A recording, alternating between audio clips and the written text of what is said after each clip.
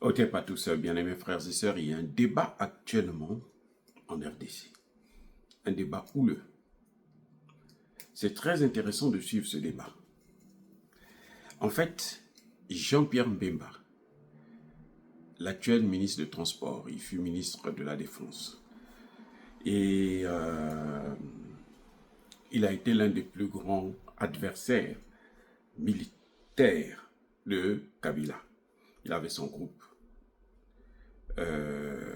armé.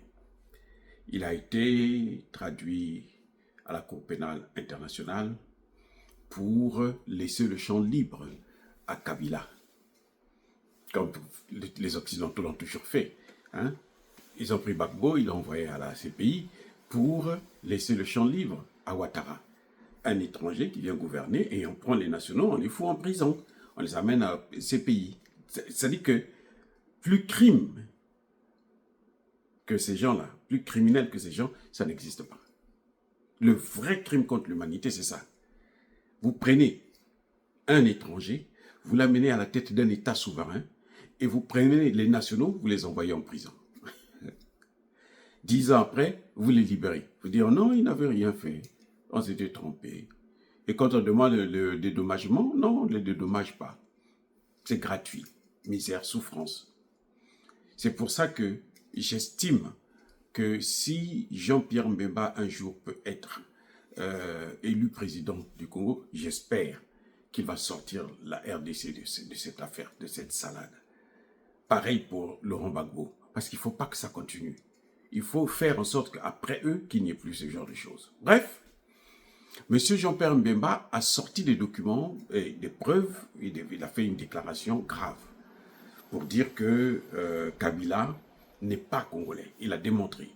Il n'est pas le premier à le dire, nous l'avions dit. Moi, j'ai déduit, par exemple, par rapport à son comportement, et puis ce que nous avons entendu comment on appelle, à la Commission européenne, ben, on était tous scandalisés. Mais les Occidentaux, notamment les dirigeants européens, qui sont des conservateurs, qui ont toujours l'idée que l'Afrique leur appartient, c'est à eux de gérer l'Afrique et de faire ce qu'ils veulent. Et d'ailleurs, ils le font. Hein, à dessein, ils détruisent, ils pillent, ils massacrent. Et c'est dans l'impunité la plus totale. Mais bon, que voulez-vous, c'est comme ça. C'est le combat que nous avons mené.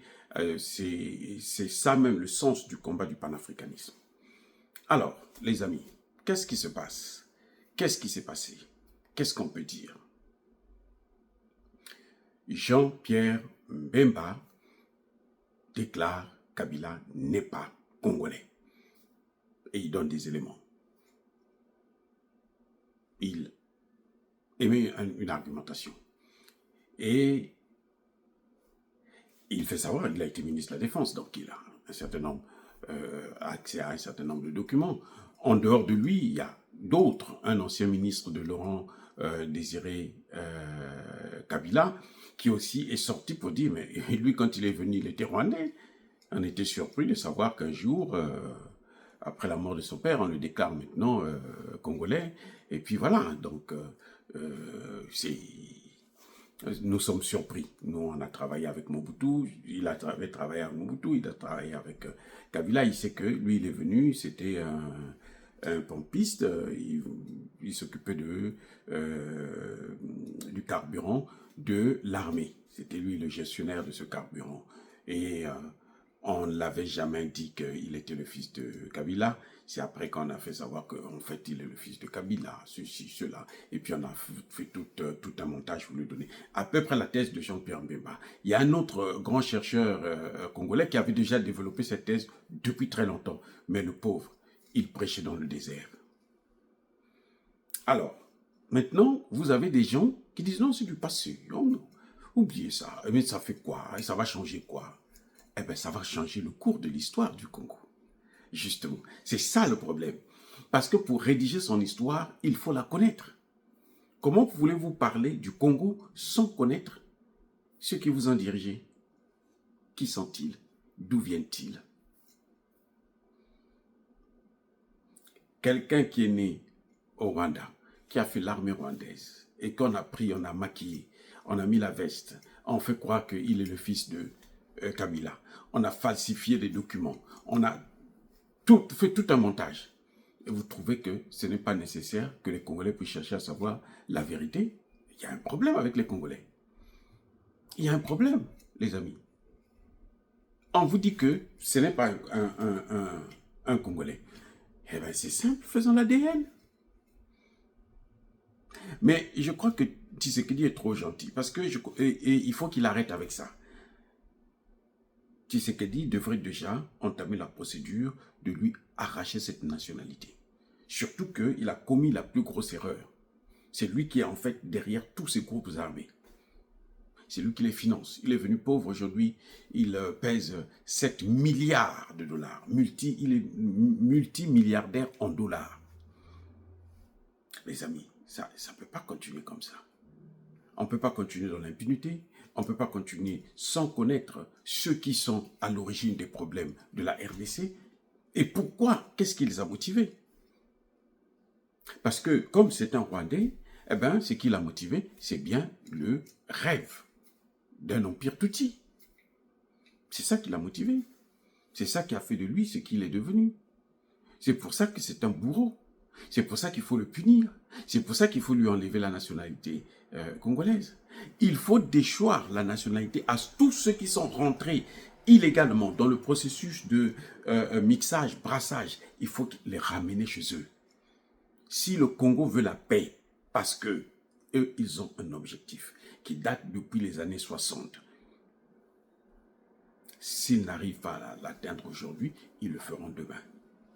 Donc si Tshisekedi ne prend pas des dispositions pour rendre justice au peuple congolais, il faudrait savoir que ça reviendra. Les mêmes causes là produisent les mêmes effets.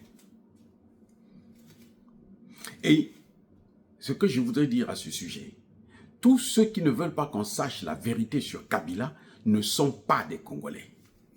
Je reprends. Tous ceux qui ne veulent pas qu'on sache la vérité sur Joseph Kabila ne sont pas des Congolais. Ah oui, un vrai Congolais doit vouloir savoir, mais qui est-il? Eh oui, il faut qu'on nous donne la preuve de sa nationalité congolaise, son origine congolaise, et non rwandaise. Parce que s'il est rwandais, on comprend pourquoi il a agi comme ça. On comprend ce qu'il veut, on comprend ce qu'il cherche, et on sait comment le traiter. Mais s'il est congolais, on va aussi se dire que, donc, soit il a été manipulé, corrompu, ainsi de suite. On saura aussi comment traiter ce genre de cas. Les amis, il n'y a pas de réconciliation sans la recherche de la vérité. Si on ne connaît pas la vérité, la réconciliation n'existera pas. Et si on ne veut pas savoir la vérité sur ça, que les Congolais sachent que ça reviendra. Ils le referont encore, parce qu'ils sont nombreux comme lui, au sein de l'armée congolaise, de l'administration congolaise, de la société congolaise. Il faut les connaître, il faut les traiter comme il se doit. Les Congolais de la RDC ont bien expulsé les Congolais de Brazzaville un temps, au temps de Mobutu, je crois. On a pris les Congolais de la RDC, du Congo-Brazzaville, on l'a expulsé. Les Congolais de Brazzaville aussi ont expulsé déjà les Congolais de la RDC. Pourquoi vous ne le faites pas avec les Rwandais? Ah, vous avez peur des Rwandais, ou bien vous-même vous êtes des Rwandais. Oui, c'est ça. Que ce soit au Congo-Brazzaville, que ce soit au Congo-Kinshasa, il faut expulser les Rwandais au Rwanda. Absolument. Si nous voulons la paix, si nous voulons revenir au Congo que nous autres nous avons connu, vous pouvez circuler par exemple dans Brazzaville, vous pouvez faire un pila bas Congo à 0h, 1h du matin, 2h du matin, personne ne peut vous toucher aujourd'hui, c'est dangereux, c'est risqué à cause de ces Rwandais. Alors c'est des gens qu'il faut expulser. Au Congo démocratique, c'est pareil. Ceux qui ont la nationalité congolaise, là, vous leur enlevez cette nationalité, vous les renvoyez au Rwanda. Parce que ce qu'ils ont fait, 18 millions de morts, ces morts-là ne seront vengés que si la justice passe, si on connaît la vérité et si on sanctionne, s'il y a le principe de redevabilité, comme l'a dit la ministre Wagner. Si le Congo ne le fait pas, c'est que certains qui dirigent le Congo là, ce sont des Rwandais. En tout cas, ils sont au moins d'origine rwandaise. Et donc, ils ne travaillent que pour le rêve du Rwanda. C'est pour ça qu'ils ne veulent pas connaître.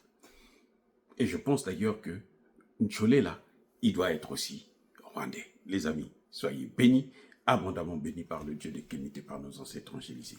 Mais que tous ceux qui persécutent le continent africain, le pillent et le déstabilisent, qu'ils soient noirs, blancs, chinois, arabes, juifs, indiens, qu'ils soient punis, maudits, foudroyés, neutralisés, écrasés, effacés par le Dieu de Kémité, par nos ancêtres angélisés.